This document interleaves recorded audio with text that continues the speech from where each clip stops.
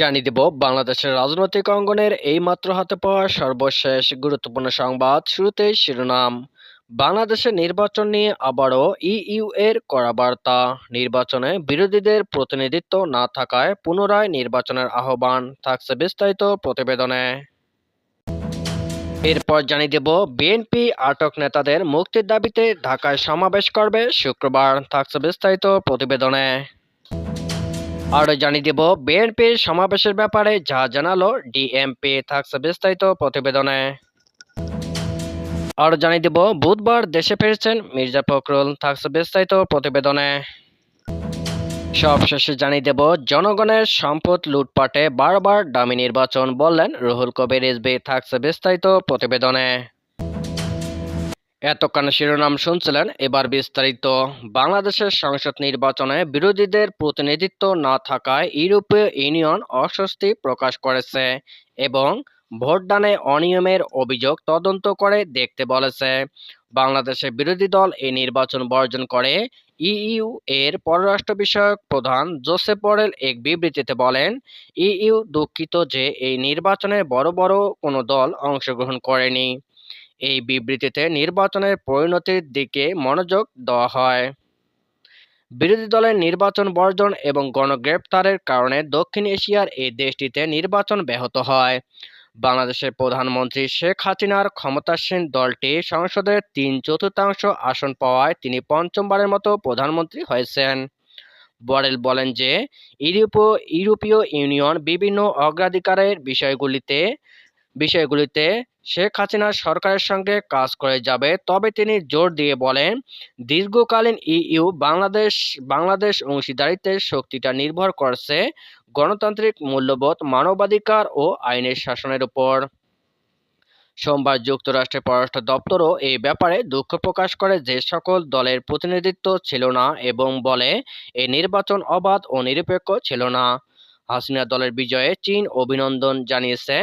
Borrell EU নির্বাচনী বিশেষজ্ঞ একটি প্রতিবেদনের কথা উল্লেখ করে বলেন যে বাংলাদেশের কর্তৃপক্ষ সবকিছু প্রকাশ্যে তুলে ধরতে রাজি হয়েছে। তিনি আরও বলেন, নির্বাচনে যে অনিয়মের অভিযোগ করা হয়েছে সে বিষয়ে যথাসময়ে একটি পূর্ণাঙ্গ তদন্তের জন্য আমরা সংশ্লিষ্ট কর্তৃপক্ষের প্রতি এই আহ্বান জানাচ্ছি।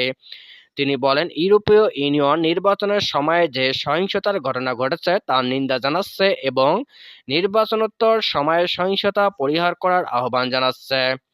তিনি আরও বলেন, বিরোধী ব্যক্তিদের আটক রাখা অত্যন্ত উদ্বেগের বিষয় এবং বাংলাদেশের সকল রাজনৈতিক শক্তিকে রাজনৈতিক বহুপাক্ষিকতা, গণতান্ত্রিক মূল্যবোধ, মানবাধিকারের আন্তর্জাতিক মানের প্রতি সম্মান প্রদর্শনকে উৎসাহিত করেন। কারাগারে আটক নেতাদের মুক্তির দাবিতে আগামী শুক্রবার 10 মে রাজধানীতে মহাসমাবেশ করবে বাংলাদেশ জাতীয়তাবাদী দল বিএনপি। বিএনপির চেয়ারপারসন খালেদা জিয়া সহ কারাগারে আটক নেতাদের নিঃশর্ত মুক্তি এবং দলের ভারপ্রাপ্ত চেয়ারম্যান তারেক রহমানের বিরুদ্ধে দায়ের করা মিথ্যা মামলা প্রত্যাহারের দাবিতে ঢাকার নয়াপল্টনে সমাবেশ করবে বিএনপি ঢাকা মহানগর দক্ষিণ শাখা। বিএনপি ঢাকা মহানগর দক্ষিণ শাখার দপ্তর সম্পাদক সাইদুর রহমান মিন্টু জানান, সমাবেশে প্রধান অতিথি হিসেবে থাকবেন দলের স্থায়ী কমিটির সদস্য গয়েশ্বর চন্দ্র রায়। এছাড়া খালেদা জিয়া ও যুব দলের সভাপতি সুলতান সালাউদ্দিন টুকু ও সাবেক সভাপতি সাইফুল ইসলাম নীরব সহ কারাগারে আটক যুবদল নেতাদের মুক্তির দাবিতে শনিবার 11 মে একই স্থানে সমাবেশ করবে জাতীয়তাবাদী যুবদল। নয়াপল্টনে বিএনপির কেন্দ্রীয় কার্যালয়ে যুবদলের এক যৌথ সভায় এ সিদ্ধান্ত নেওয়া হয়েছে বলে জানিয়েছে সংগঠনের সাধারণ সম্পাদক আব্দুল মোনায়েম মুন্না। পুলিশের অতিরিক্ত কমিশনার ডক্টর খন্দকার মহিউদ্দিন জানিয়েছেন, বিএনপির মহাসমাবেশের ব্যাপারে সিদ্ধান্ত নেবে ঢাকা মেট্রোপলিটন পুলিশ ডিএমপি। মঙ্গলবার 7 মে দুপুরে সাংবাদিকদের এই তথ্য জানান তিনি। ডক্টর খন্দকার মহিউদ্দিন বলেন, অতীতের তিক্ত অভিজ্ঞতা ও গোয়েন্দা তথ্যের ভিত্তিতে 10 মে নয়াপল্টনে বিএনপি সমাবেশের অনুমতির বিষয়ে সিদ্ধান্ত নেবে ডিএমপি। প্রসঙ্গত, তীব্র তাপদাহের কারণে স্থগিত সমাবেশ আগামী শুক্রবার 10 মে রাজধানী নয়াপল্টনে আয়োজন করার ঘোষণা দিয়েছে ঢাকা মহানগর দক্ষিণ বিএনপি। সোমবার 6 মে বিএনপির পক্ষ থেকে পাঠানো এক বিজ্ঞপ্তিতে বলা হয়েছে, বিএনপির চেয়ারপারসন বেগম খালেদা জিয়ার সুচিকিৎসা সহ নিঃশর্ত মুক্তি, বিএনপির ভারপ্রাপ্ত চেয়ারম্যান তারেক রহমানের মিথ্যা মামলা প্রত্যাহার এবং ঢাকা মহানগর দক্ষিণ বিএনপির সিনিয়র যুগ্ম আহ্বায়ক নবিউল্লাহ নবীসহ সব রাজবন্দীর মুক্তির দাবিতে আগামী 10 মে নয়াপল্টনে অবস্থিত বিএনপির কেন্দ্রীয় কার্যালয়ের সামনে মহানগর দক্ষিণ বিএনপির উদ্যোগে মহাসমাবেশ ও মিছিল কর্মসূচি গ্রহণ করা হয়েছে। বিজ্ঞপ্তি অনুযায়ী সমাবেশে প্রধান অতিথি হিসেবে উপস্থিত থাকবেন বিএনপির জাতীয় স্থায়ী কমিটির সদস্য গয়েশ্বর চন্দ্র রায়, সভাপতিত্ব করবেন বিএনপি চেয়ারপারসন উপদেষ্টা কাউন্সিলের সদস্য ও ঢাকা মহানগর দক্ষিণ বিএনপির আহ্বায়ক বীর মুক্তিযোদ্ধা আব্দুস সালাম এবং সঞ্চালনায় থাকবেন সদস্য সচিব রফিকুল আলম মজনু। পবিত্র ওমরা পালন শেষে আগামীকাল বুধবার দেশে ফিরেছেন বিএনপির মহাসচিব মির্জা ফখরুল ইসলাম আলমগীর। এদিন দুপুরে বাংলাদেশ বিমান এয়ারলাইন্সের একটি ফ্লাইটে সস্ত্রীক তিনি ঢাকায় ফিরবেন। মঙ্গলবার 7 মে বিএনপির মিডিয়া সেলের সদস্য শাহরুল কবির খান এই তথ্য নিশ্চিত করেছেন। গত 2 মে ওমরা পালনের উদ্দেশ্যে বিকেলে সস্ত্রীক ঢাকা ছাড়েন বিএনপির মহাসচিব মির্জা ফখরুল ইসলাম আলমগীর। বাংলাদেশ বিমান এয়ারলাইন্সের একটি ফ্লাইটে শাহজালাল আন্তর্জাতিক বিমানবন্দর থেকে সৌদি আরবের উদ্দেশ্যে যাত্রা করেন তিনি। ওই দিনই মির্জা ফখরুল বাংলাদেশ বিমানে মদিনায় পৌঁছান। সেখানে পৌঁছায় বিএনপির মহাসচিব ও তার স্ত্রী রাহাতারা বেগম মহানবী হযরত মুহাম্মদ সাল্লাল্লাহু আলাইহি সাল্লাম রওজা মোবারক জিয়ারত করেন।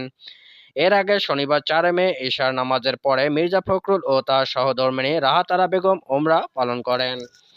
বিএনপির সিনিয়র যুগ্ম মহাসচিব রুহুল কবির রিজভী বলেছেন, অবৈধভাবে জনগণের সম্পদ লুটপাট করতেই বারবার ডামি ও প্রহসনের নির্বাচন করতে যাচ্ছে সরকার। আজকে গণমাধ্যমে দেখলাম ক্ষমতাসীন দলের প্রার্থীদের অবৈধ সম্পদের পাহাড় গড়ার কথা। একজন উপজেলা চেয়ারম্যান শত শত বিঘা সম্পদের মালিক, তার আয় বেড়েছে 1200 থেকে 1800 গুণ। উপজেলা নির্বাচন বর্জনের দাবিতে জাতীয়তাবাদী মহিলা দলের উদ্যোগে মঙ্গলবার 7 মে সকালে রাজধানী বনানী এলাকায় লিফলেট বিতরণকালে তিনি এ দাবি করেন। বনানী কবরস্থান থেকে এয়ারপোর্ট রোড পর্যন্ত এ সময় লিফলেট বিতরণ করা হয়। তিনি বলেন, এসব ডামি প্রতারণা, নির্বাচনের সঙ্গে জনগণ নেই। আওয়ামী নেতাদের কথায় জনগণ সাড়া দিচ্ছে না। আগামীকাল যে 141টি উপজেলা জালিয়াতির নির্বাচন অনুষ্ঠিত হবে, জনগণ সেই নির্বাচনে যাবে না। এই সময় উপস্থিত ছিলেন মহিলা দলের সাধারণ সম্পাদক সুলতানা আহমেদ, বিএনপি সহ অর্থনৈতিক বিষয়ক সম্পাদক মাহমুদুর রহমান সুমন।